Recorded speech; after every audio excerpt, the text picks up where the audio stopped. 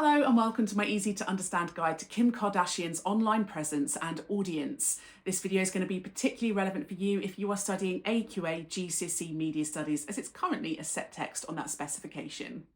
In this video, I'm going to be mostly looking at Facebook and Instagram, but you may choose to look at other platforms as well. Now, Facebook and Instagram have quite different audiences. Facebook has a slightly older target audience of people in their sort of mid-20s and upwards.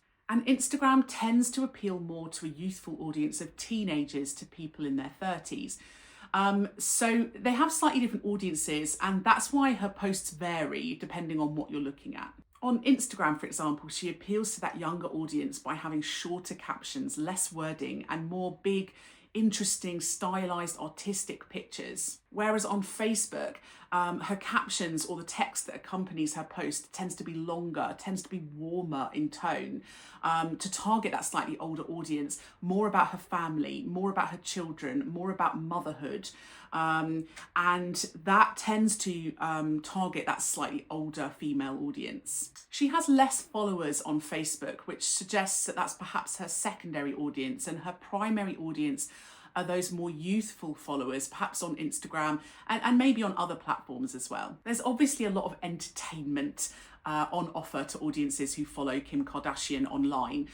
There's a lot of visual aesthetics, beautiful pictures, stylized images, lots about different celebrities, celebrity culture and lifestyle. She attends lots of parties and events. It creates a very aspirational feel that a lot of audiences really enjoy. It's also very escapist, this idea that you can live this luxury, enviable lifestyle, upper class settings, homes, clothing, makeup, etc. Very escapist for an audience. But it can also be relatable and can offer audiences a sense of identity about themselves.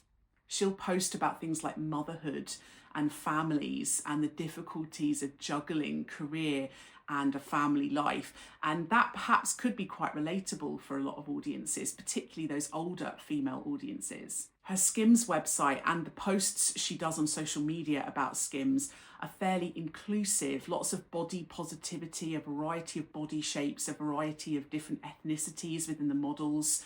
And so perhaps this might include a wider range of audiences and make them feel like they are part of her brand or could be part of her brand. In fact, the Skims posts often use quite inclusive language as well. So for example, designed for everybody. It makes it feel like the audiences could very well be just like her if they buy these products. Lots of audiences now are very active online and they like to use convergent technology like phones. So there's a lot of opportunities here. For example, she uses a lot of hashtags to play on trends or to encourage audiences to click and to discover trending things on social media.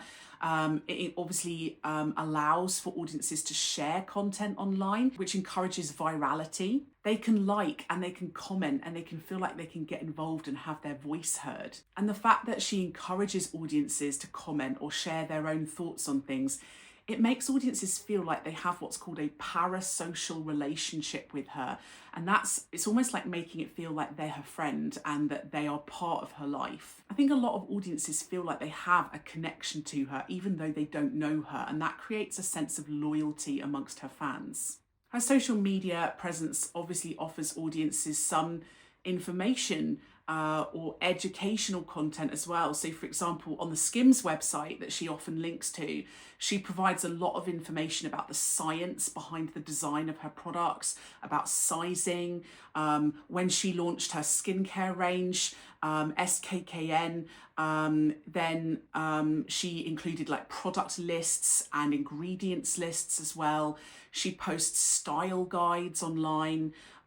She's also posted a lot of stuff that she's done through her kind of legal interests where she's been doing her law degree. So some of the criminal justice reform stories that she's been involved in. So there is some opportunity for audiences to get information and education from her content, although primarily, obviously, it's entertainment and escapism. Audiences are going to feel very persuaded by a lot of the content on her social media posts. There's a lot of persuading them to buy her products, buy her Skims, buy her skincare. She's selling a lifestyle. That's how she makes her money. Some audiences, of course, are not going to take the preferred reading from this. They might follow her for, not because they actually like her, but for more ironic reasons, because they're kind of laughing at her content, or they see it as funny and something to be kind of sneered at.